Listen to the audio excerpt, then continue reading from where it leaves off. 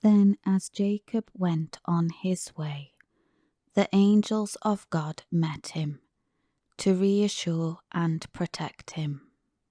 When Jacob saw them, he said, "This is God's camp."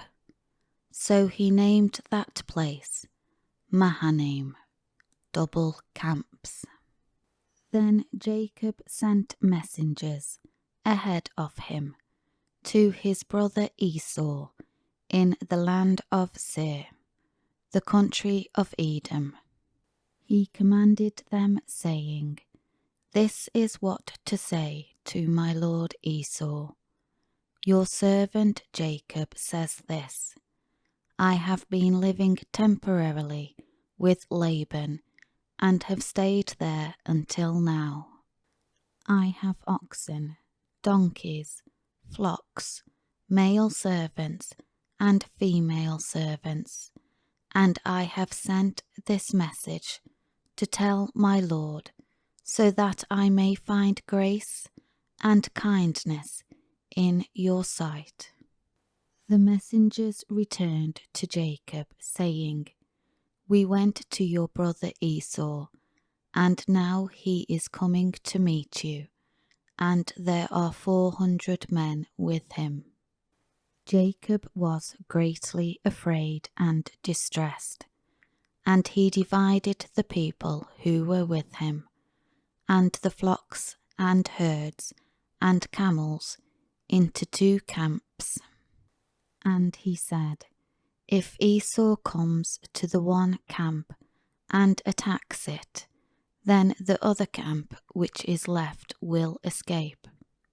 Jacob said, "O God of my father Abraham, and God of my father Isaac, the Lord who said to me, 'Return to your country and to your people, and I will make you prosper.'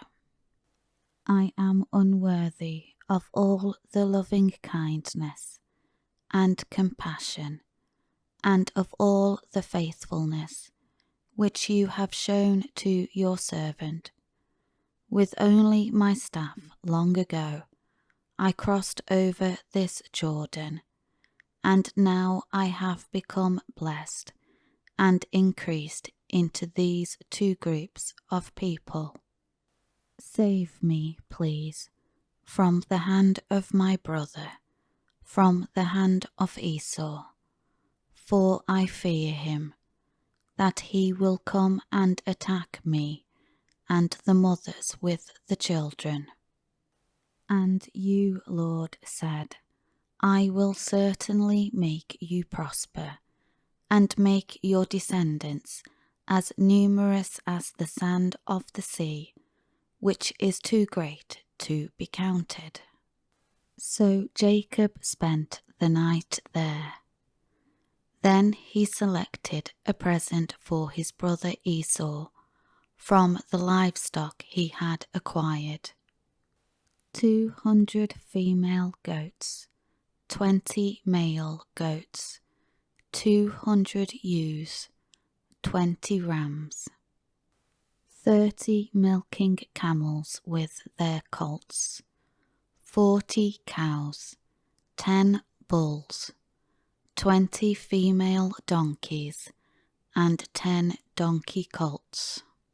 He put them into the care of his servants, every herd by itself, and said to his servants, "Go on ahead of me, and put an interval of space between the individual herds." Then he commanded the one in front, saying, "When Esau my brother meets you, and asks to whom you belong, and where you are going, and whose are the animals in front of you, then you shall say, 'They are your servant Jacob's. They are a gift sent to my lord Esau, and he also is behind us.'" And so Jacob commanded the second and the third as well, and all that followed the herds, saying, This is what you shall say to Esau when you meet him. And you shall say, Look, your servant Jacob is behind us. For he said to himself, I will try to appease him with the gift that is going ahead of me. Then afterward I will see him. Perhaps he will accept and forgive me. So the gift of the herds of livestock went on ahead of him, and he himself spent that night back in the camp. But he got up that same night and took his 2 wives, his 2 female servants, and his 11 children, and waded over the ford of the Jabbok. Then he took them and sent them across the brook, and he also sent across whatever he had. So Jacob was left alone, and a man came and wrestled with him until daybreak. When the man saw that he had not prevailed against Jacob, he touched his hip joint, and Jacob's hip was dislocated as he wrestled with him. Then he said, Let me go, for day is breaking. But Jacob said, I will not let you go unless you declare a blessing on me. So he asked him, What is your name? And he said, Jacob. And he said, Your name shall no longer be Jacob, but Israel, for you have struggled with God and with men, and have prevailed. Then Jacob asked him, Please tell me your name. But he said, Why is it that you ask my name? And he declared a blessing of the covenant promises on Jacob there. So Jacob named the place Peniel, the face of God, saying, For I have seen God face to face, yet my life has not been snatched away. Now the sun rose on him as he passed Peniel,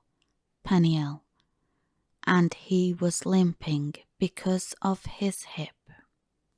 Therefore, to this day, the Israelites do not eat the tendon of the hip, which is on the socket of the thigh, because he touched the socket of Jacob's thigh by the tendon of the hip.